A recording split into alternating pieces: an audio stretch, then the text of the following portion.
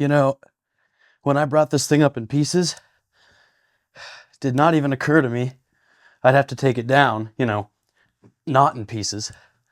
Oh my gosh, this thing's not light.